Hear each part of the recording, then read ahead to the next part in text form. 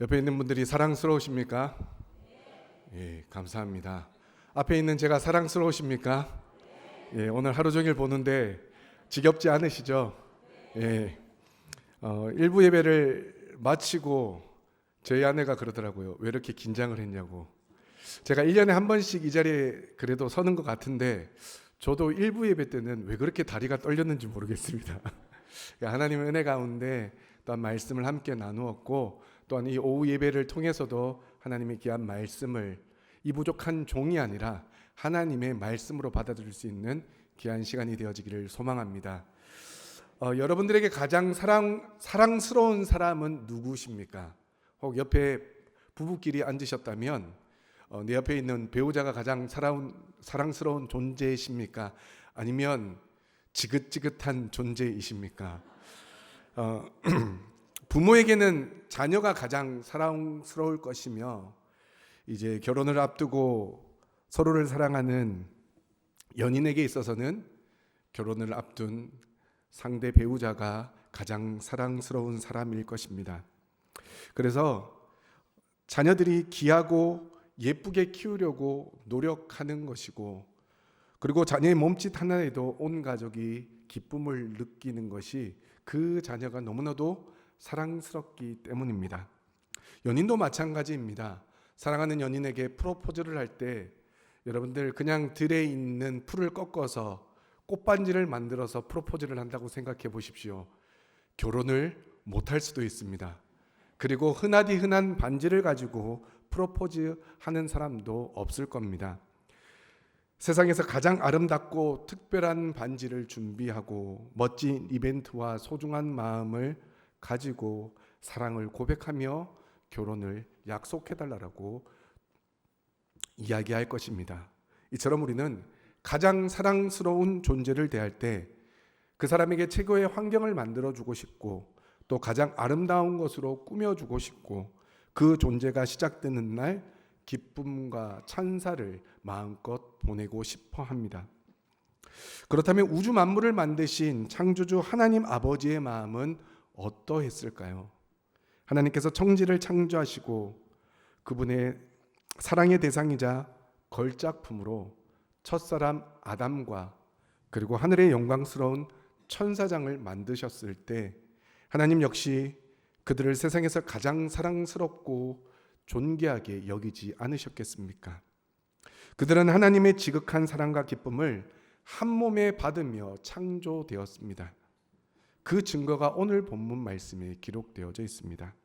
오늘 말씀은 고대 강력한 해상국가였던 두로 왕을 향해 부르는 슬픈 노래, 즉 애가입니다. 하나님께서 이 슬픈 노래 속에서 한 존재를 향하여 너라고 부르시면서 그가 본래 얼마나 큰 사랑을 받았는지를 이야기하고 있습니다. 여기서 너라고 하는 존재는 1차적으로 두로 왕을 가리키지만 천사장이었던 사탄을 의미하기도 합니다. 왜냐하면 역사 속에 한 인간을 향해 하나님의 동산 에덴에 있었다거나 기름 부음 받고 지키는 그룹이라고 표현하는 것은 인간의 범위를 넘어서는 일이기 때문입니다. 따라서 오늘 본문 말씀은 눈앞에 있는 두로 왕을 책망하는 동시에 그 배후에 숨겨진 사탄의 기원과 타락전의 영광을 거울처럼 비춰주는 이중적인 예언의 성격을 지니고 있는 말씀입니다. 그렇다면 하나님께서는 이 영광스러운 천사장을 얼마나 아름답게 여기셨고 또 얼마나 극진한 사랑으로 대했는지를 우리가 먼저 좀 살펴볼 필요가 있습니다. 오늘 본문 12절로 14절 말씀은 우리가 가장 사랑하는 존재에게 최고의 것을 아낌없이 주듯이 하나님께서 그에게 베푸셨던 말할 수 없는 사랑과 특권을 보여주고 있습니다. 먼저 12절 말씀을 보시면 하나님께서는 그를 향해 너는 완전한 도장이었고 지혜가 충족하며 온전히 아름다웠다라고 선포하고 있습니다. 그는 하나님이 친히 서명하신 최고의 걸작품, 즉 완전한 도장이었습니다. 고대 사회에서 도장은 왕의 건세와 명예 그리고 품위를 보증하는 가장 소중한 보물이었습니다. 그런데 하나님께서 그를 완전한 도장이라고 부르신 것은 그를 지으실 때 그 어떤 피조물보다 깊은 관심을 기울이시어 지혜와 아름다움의 결정체로 만들었다라는 사실을 우리에게 알려주고 있습니다. 마치 부모가 자녀를 세상에서 가장 예쁘고 귀하게 키우듯 하나님께서는 온 우주에서 가장 완벽하고 흠이 없는 특별한 존재로 천사장을 직접 빚으셨다라는 것을 말씀해 주고 있습니다. 그리고 13절과 14절 말씀에서 하나님은 그에게 가장 거룩한 성소를 맡기시고 대제사장의 보석 옷을 입혀 주셨습니다. 하나님께서는 그를 하나님의 동산 에덴에 두셨습니다. 여기에서의 에덴은 단순한 지상의 동산을 넘어서 하나님의 임재가 가득한 하늘 성소를 의미합니다. 그는 하나님과 가장 가까운 곳에서 거닐 수 있는 엄청난 특권을 받았을 뿐만 아니라 하나님은 그에게 홍보석, 황보석, 금강석을 비롯한 9가지의 진귀한 보석과 황금으로 단장한 예복을 입혀 주셨습니다. 이 보석들은 출애굽기에 기록된 대제사장이 하나님 앞에 나아갈 때 입었던 판결 흉패의 보석들과 정확히 일치하고 있습니다. 즉 하나님은 그를 가장 거룩한 하늘 성소의 제사장으로 삼으시며 최고의 영화로움을 직접 덧입혀 주셨던 것입니다. 하나님의 보좌를 수호하는 기름 부음 받고 지키는 그룹으로서 하나님의 거룩한 산에 머물며 불타는 돌들 사이를 자유롭게 왕래하던 그의 모습은 하나님이 그에게 주신 신뢰와 사랑이 얼마나 깊었는지를 생생하게 보여주고 있습니다. 그리고 13절 하반절에 내가 지음을 받던 날에 너를 위하여 소고와 비파가 준비되었도다라며 하나님은 온 하늘에 기쁨의 축하 연주를 선물해 주셨습니다. 우리가 사랑하는 자녀나 손주의 탄생을 온 가족이 축하하며 행복한 노래를 부르듯 하나님 역시 천사장이 창조되던 날에 기쁨과 경배의 악기인 소고와 비파를 완벽하게 예비해 두셨고 그가 태어나던 창조되던 날에 그 소고와 비파를 연주하며 하늘에서는 너무나도 큰 잔치가 베풀어졌던 것입니다. 이처럼 그는 단순한 일꾼으로 창조된 것이 아니었습니다. 하나님 앞에서 가장 사랑스러운 자녀이자 최고의 보석 반지와 이벤트로 총원받은 신부와 같이 하나님의 깊은 사랑을 독차지하던 존귀한 존재였습니다. 하나님은 자신의 온 정성과 사랑을 다해 그에게 최고의 환경과 최고의 신분 그리고 아름다운 찬양의 기쁨을 아낌없이 선물해 주셨습니다. 그런데 그런 그가 어떻게 되었습니까? 하나님께로부터 가장 존귀하고 아낌없는 사랑을 받던 존재가 그 사랑을 배반하고 비참한 몰락의 길로 내려앉게 되었다라고 성경은 말씀합니다.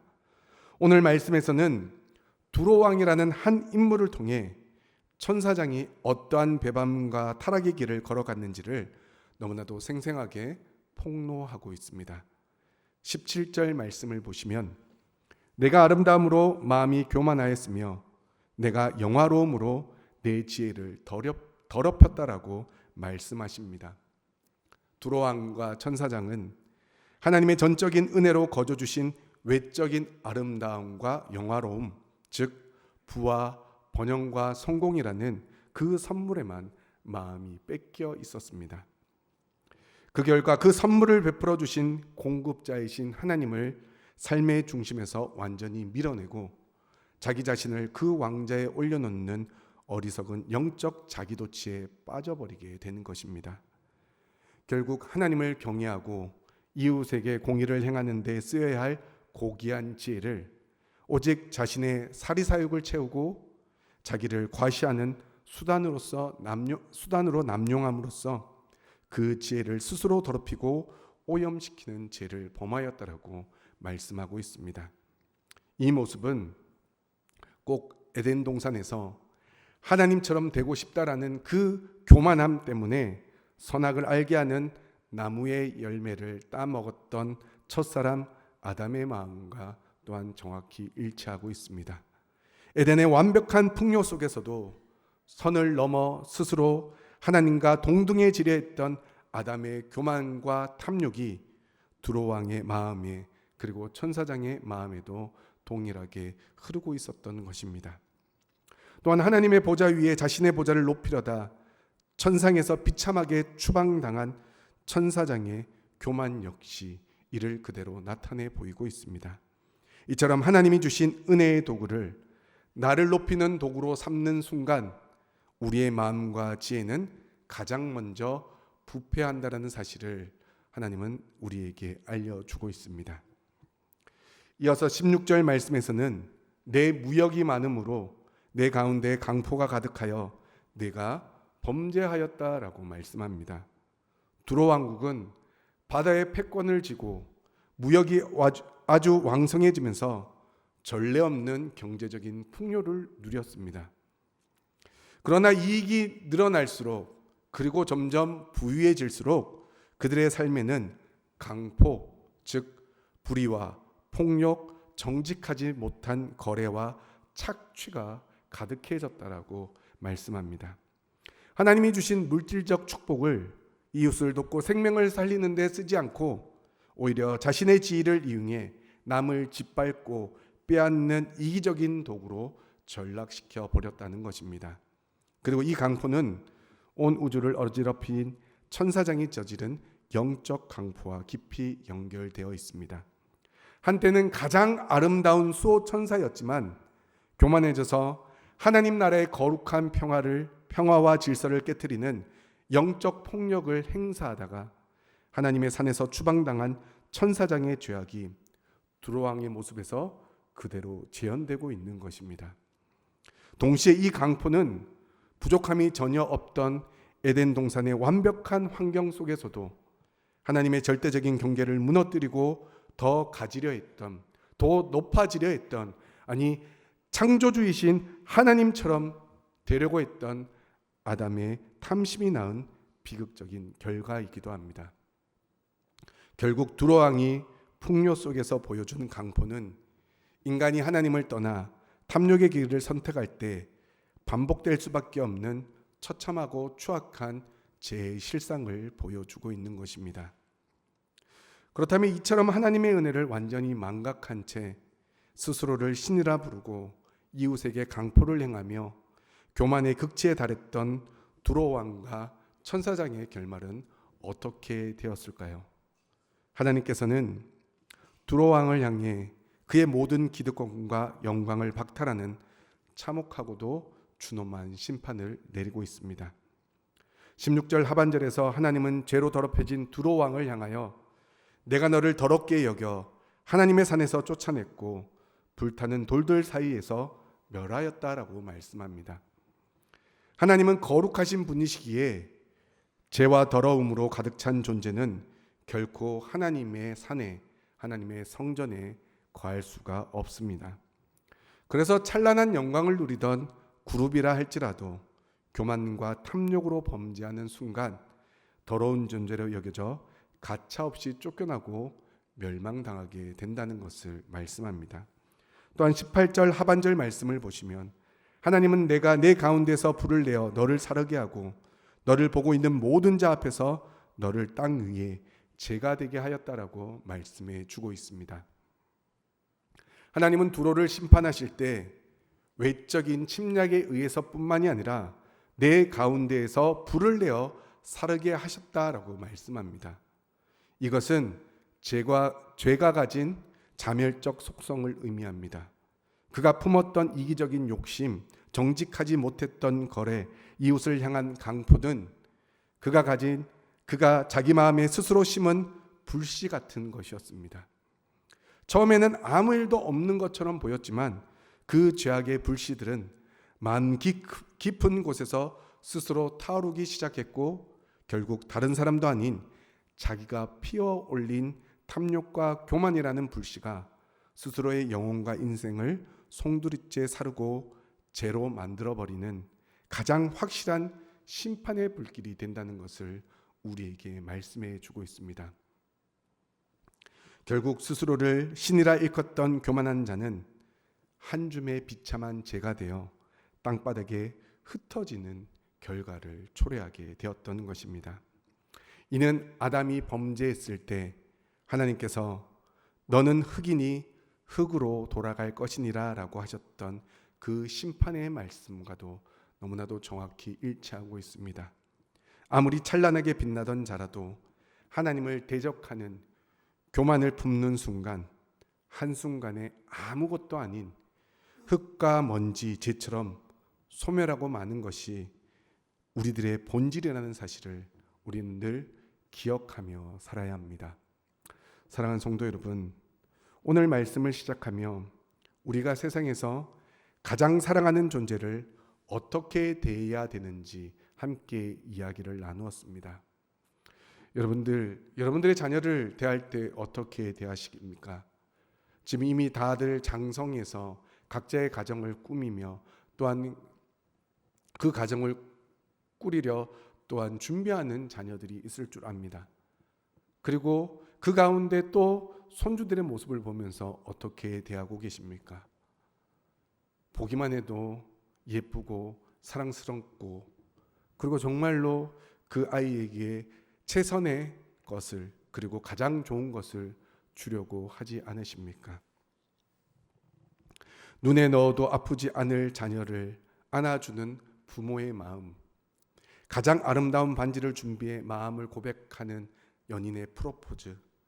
우리는 우리가 사랑하는 사람에게 최고의 환경을 만들어주고 가장 아름다운 것을 선물하듯 하나님 아버지께서도 천사장을 창조하시던 날에 최고의 사랑을 베풀어 주시며 그를 창조해 내셨습니다. 대제사장의 예복과 같은 눈부신 각종 보석들로 가득 찬 옷을 입혀주셨고 하나님의 거룩한 산에서 지키는 그룹이라는 고귀한 직분도 맡겨주셨습니다. 그리고 그들이 지음받던 날에는 온 하늘의 소고와 비파의 아름다운 축하 연주가 울려 퍼지게도 해주셨습니다. 그들은 하나님께 세상에서 가장 사랑스럽고 귀한 걸작품이었다라고 성경은 말씀합니다. 그러나 오늘 말씀은 그 화려한 영광의 노래가 아닌 슬픈 노래인 애가가 울려 퍼졌다라는 사실을 우리는 기억해야 합니다. 물론 이 애가는 에스겔 선지자를 통하여 그의 목소리를 높여 부른 노래이지만 이 노래의 이면에서 진짜 가슴을 치며 울고 계시는 분은 과연 누구이겠습니까? 이 슬픈 노래는 결국 자식을 잃은 부모의 마음처럼 스스로 왕관을 벗어던지고 한 줌의 재가 되어버린 두로왕과 천사장을 바라보며 안타까워하시는 하나님 아버지의 가슴 찢어지는 슬픈 노래인 것입니다. 공의로우신 하나님은 죄를 용납할 수 없으시기에 그들을 심판하셨지만 자신이 직접 빚어 만든 최고의 걸작품을 스스로 파괴하셔야만 했던 그 아픔은 하나님의 마음에 형언할 수 없는 깊은 슬픔을 남겨놓았을 것입니다. 그러므로 우리는 스스로 높아지려다 비참하게 무너진 두로왕과 천사장을 반면교사로 삼아 그들이 지었던 교만과 탐욕의 범죄를 다시는 반복하지 않기 위해 날마다 십자가 앞에 겸손히 엎드려 하나님만 신뢰하며 살아가시기를 바랍니다. 이번 한 주 주일 낮 예배와 오후 예배를 함께 준비하면서 어떤 말씀을 준비해야 될까 참으로 많은 고민을 했습니다. 그리고 주일 낮 예배를 준비하다 말씀이 좀 막힌다 싶으면 오후 예배 말씀을 묵상하며 오후 예배를 준비했습니다. 그러다 보니 제가 낮 예배를 준비하는지 오후 예배를 준비하는지 조금은 헷갈리더라고요. 그런데 그 말씀을 함께 준비하면서 저에게 깨달은 은혜가 있습니다. 주일 낮 예배 때도 제가 말씀드렸지만 우리는 연약하고 부족한 죄인이지만 하나님은 우리의 신분을 완전히 변화시켜 주시고 재창조해 주시고 또한 우리의 인생 가운데 친히 주어가 되시고 주인이 되셔서 우리의 인생 가운데 함께 하셔 우리의 인생을 변화시켜 주시는 그로 인하여 우리를 거룩한 계보에 당당하게 이름을 올려놓게 해주신 분이 하나님이십니다. 믿으십니까? 그런데 그런 하나님이 우리의 이름을 거룩한 계보에 올려두실 때 저는 천사장을 만드실 때와 동일한 기쁨과 감사의 노래가 울려 퍼졌을 거라 저는 생각되어집니다. 죽을 수밖에 없었던 우리들이, 멸망당할 수밖에 없었던 우리들이, 심판받아 소멸될 수밖에 없던 우리의 이름을 하나님께서 친히 예수 그리스도를 통하여 그 거룩한 계보에 우리의 이름을 올려놓으셨을 때 하나님은 우리를 정말로 가장 아름다운 존재로, 가장 사랑스러운 존재로, 그리고 우리를 위하여 천국의 잔치를 베풀며 비파와 소고로 연주해 주셨을 것이라 믿습니다. 그런데 그런 우리가 하나님이 주신 은혜를 내 것으로 착각하는 순간, 하나님이 우리에게 주신 사랑과 축복을 내 것이라 착각하는 순간 우리에게도 동일한 교만이 찾아올 수 있다는 것입니다. 지금 내가 평안하게 사는 것, 그리고 내가 조금은 풍족하게 사는 것, 그리고 지금은 내가 조금 건강하게 사는 것이 나의 노력이요 내가 이룬 성과라고 생각하는 순간 우리도 아담과 천사장과 두로 왕과 같이 하나님 앞에 심판받을 수밖에 없는 존재로 다시금 떨어질 수밖에 없다라는 사실입니다. 물론 하나님은 이 모든 것들을 위해 친히 우리 삶 가운데 역사하셔서 우리의 인생을 주장하시는 분이시지만 우리가 끝까지 돌이키지 않으면 우리 안에 스스로 심어놓은 불씨가 자라 그 불이 우리를 집어삼켜 버릴 것이고 우리는 결국 한 줌의 재가 되어 흩날리는 존재가 될 수밖에 없다는 사실을 경고하고 있습니다.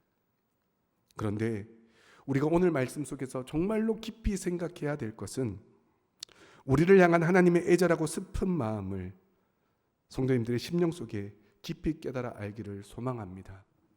하나님은 우리를 천사장과 같이 아름답고 가장 귀한 존재로 창조하시고 기뻐하셨고 우리의 이름을 거룩한 계보에 올려두셨지만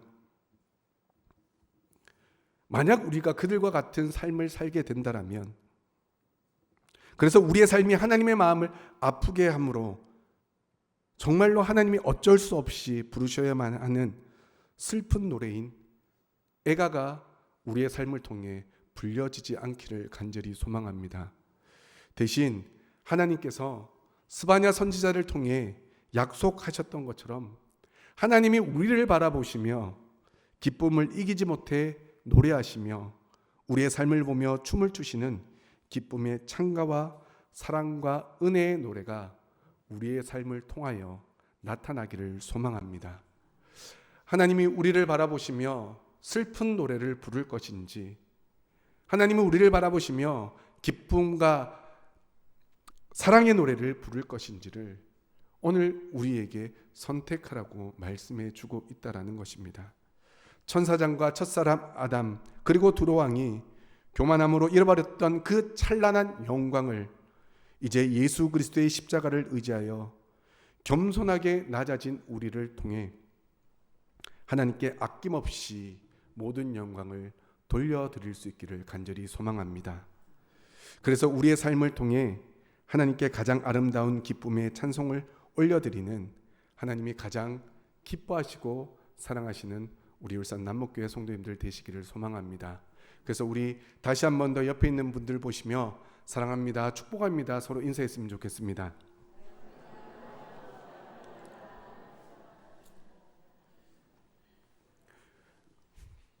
별것 아닌 것 같은 이 짧은 인사가 만약 하나님이 우리를 보시면서 이야기하는 인사라면 하나님 나를 보며 사랑한다고, 하나님 나를 보며 축복한다고, 하나님 나를 보며 기뻐하신다라는 이야기를 들어야 되겠습니까?